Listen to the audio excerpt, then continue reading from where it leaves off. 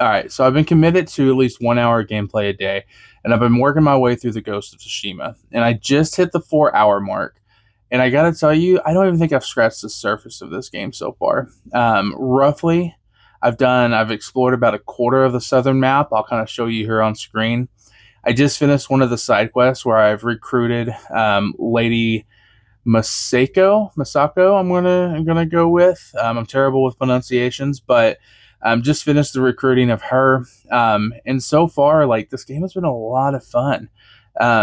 I really enjoy the fact that there are different fighting stances to your opponents and what works and what's not. I think that keeps it fresh. But I'll talk about that at the end of this video. I do want to hit on a couple of things though. I love the meditation portion of the game. Like I found a spot where I could meditate on the side of this waterfall. And it came right after talking about meditation and reflection with one of the townspeople.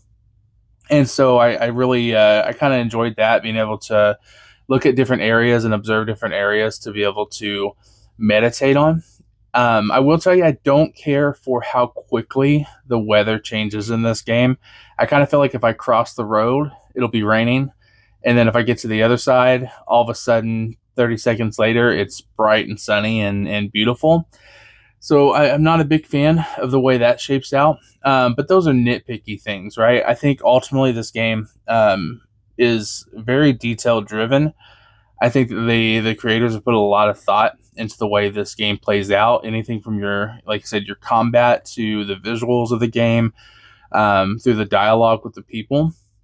Like I said, I didn't care for the weather change, and I also kind of feel with how vast and big this map is, there's not a lot of non-playable characters in this game. There's not a lot of townspeople and things like that, and maybe that's historically accurate. I don't know, but I kind of feel like with how much space there is, I should be seeing more things. But as I discover the map, I'm seeing those little question marks pop up, and kind of diving into some of those.